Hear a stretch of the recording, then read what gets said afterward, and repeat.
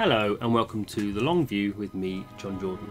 So today we're playing Kingdom of War. So Kingdom of War is a squad-based RPG published by Korean publisher Gamevil and developed by PlayEarth, a Korean developer.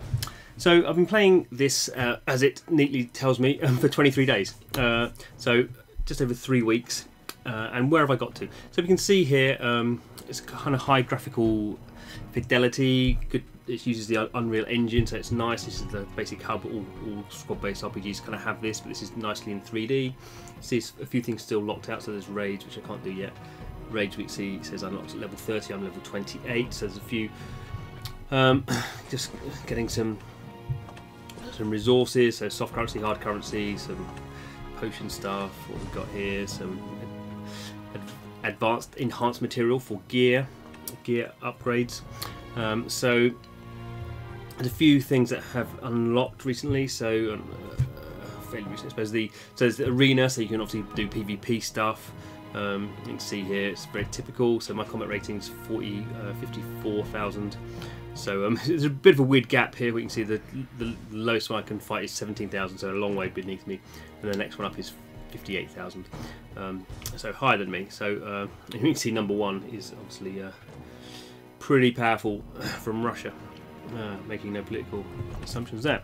A few other things. We've got the Tower of Strength. Again, this is these are kind of like special missions. So the treasure hunt is you have to defeat this enemy. The escort mission is you have to escort this guy. Again, we can see it's all, a lot of this stuff is based around your squad level. So you can see here a few of them. The one in green, I can try and undertake any of these, but obviously my squad level is massively under what's required, so I probably won't do it. So I won't bother doing that. So there's a few of these other kind of things to get other resources, and the nice one that I unlocked recently is the Abyss. So the Abyss is I just finished it today actually, so you can see it resets in 13 hours. So you basically play through these missions. You start at the top here, play through. And you can see my ranking here. So you did go through 50 floors basically, and you kind of gain resources. Again, lots of Russians playing this game by the look of things. Russians like grindy RPGs, and we get some rewards, and we go to the shop. So it has its own currency, so different currencies. There's some summons. Oh, let's go back to this shop. So some things. You can see I have 4,500 of these special Abyss currency units, so I can buy some more materials. I mean, this is pretty small beer. These advanced enhanced materials that we've seen before, so I've just purchased that.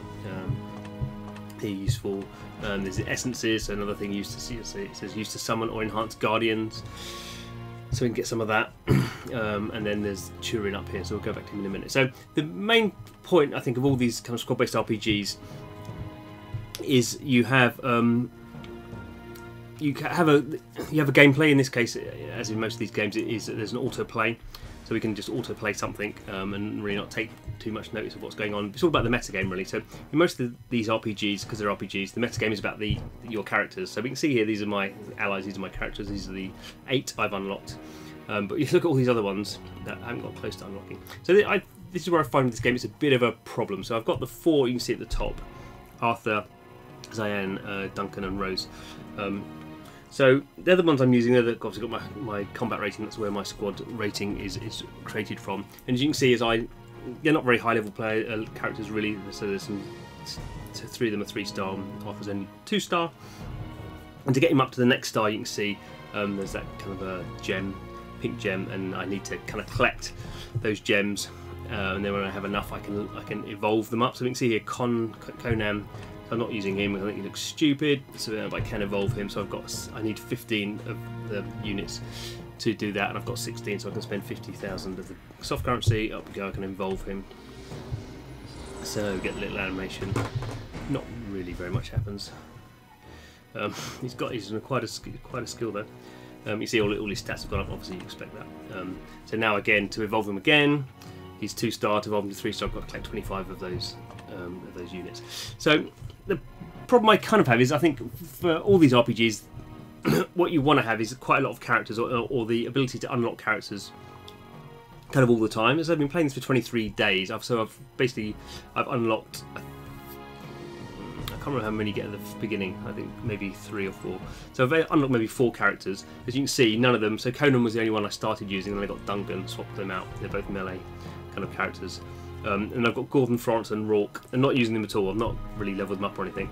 I had to use Gordon once in one scenario, but it's just not very exciting. The character's not very exciting. I mean, I'm sure Aaron is super exciting if I can get him. It doesn't tell me how I can get him, the advanced summons. And a lot of them are actually a little bit kind of boring, I think. There's a hilarious one right down the bottom. So Nigel is some sort of skeletal mage, and he's called Nigel. I have to go to the Vent of Fire and get him to collect those summons. So there was actually one thing I was going to show you. So let's see if we can see him to show you how the summons work. Where was he? Turin. So we can go back and where were we? In the Abyss. We can look at the shop in the Abyss. There was Turin. So I can get 3 of the summons I need. I've got those. If I go back to, sorry, it's moving around the screen quite quickly. If I go back here, so we now see I've got 3. So I still need 9 to go. So he looks like he'd be a cool character. He's got some sort of bazooka thing, but I'm gonna have to play the Abyss again many times probably to get him. So I just think this game is a little bit stuck in the sense that for 23 days I've been playing pretty much with the same characters. Obviously, as you go through, you can, as other things, you can kind of work out these kind of shard things as you go. So you can see on these levels we have the characters here, where they have photos. You can kind of get them as possible rewards. So here's Rose, so I can do an automatic, because I've done this.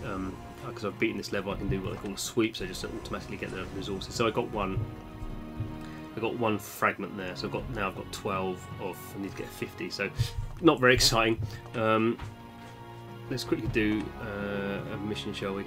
So it uses up some stamina. Here's my party. Off we're going to go. Daily mission's complete, so let's get some extra resources. So we can just see here, it's all in 3D. I'm not doing anything. I can switch auto off if I want to, but I can auto is just seems to make more sense to me. You can do this nice tactical thing, so you can actually kind of choose characters and get them to actually target people.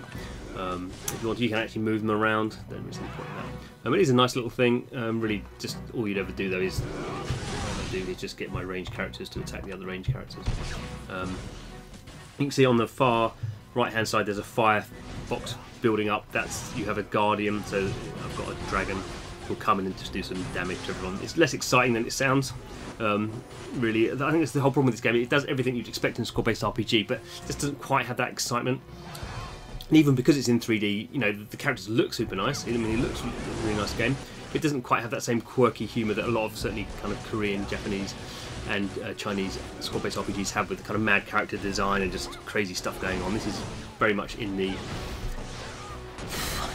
kind of medieval fantasy with dragon kind of genre thing. There's just not a lot of doing anything very different, which I think these games need to do. There's so many of them so now you can see some of these games you need to do something different to stand out. So I can sweep this one now because I restarted, so I gained some rewards of, never know how to pronounce that, as I am. So I can keep sweeping. I can't remember how many. I can do 3 times a day, I think. Yeah, so I can't do any more of those today. So obviously that's all about retention, coming back every day. So there we kind of go with it. I'm not giving up on Kingdom of War yet. Let's say there's the Abyss thing kind of opened fairly recently, so is quite a new interesting thing. Although the gameplay isn't super exciting, so you're not really gaining a lot by it, and you can't kind of just get the rewards on that one. You kind of the whole point of it is just to play it through. But it's interesting to get some better rewards. Also, we get some different summons there. And the other big thing, I guess, is to see how joining a kingdom. So with this battle thing, I can't do anything. I have to join a kingdom. So kingdoms are the kind of squad-based, are the kind of guild alliance type thing. As you can see here, the kind of problem is this game is not massively successful at the moment. So you can see you have 50 members in one of the alliances or kingdoms, sorry. But you can see a lot of these are not very well populated. So you don't have anything. You only have 1 in 11 figures, in a double figure, sorry. So that's not brilliant, because obviously, kind of, if the game's been designed to have 50 people in a kingdom and you've only got 3, you're not going to have a very good time. So we'll kind of see, I guess, how I get on with that. But at the moment, I kind of think the excitement is not quite there in this game. Certainly, I guess if it's not there by the time you get to day 30, so after having kind of played the game for a month, if you've not got anything exciting going on there, in comparison certainly to other games that I'm playing, then you're probably gonna churn out at that point, which is a shame. And I think often the big problem for game developers is they go, I'm going to make a really good solid game, and this is certainly a very good solid game. If this was the only squad-based RPG or the first free-to-play squad-based mobile RPG, people would be like, wow, it's amazing. But unfortunately it's not. There's about 1 billion other ones out there, so it has to compete. And I'm not sure the obvious thing of 3D graphics is not particularly, doesn't do anything very special, I don't think. So there we are. Thanks for watching. Don't forget to subscribe. So on the long view, what we do is we play free-to-play mobile games for as long as possible, hence the name.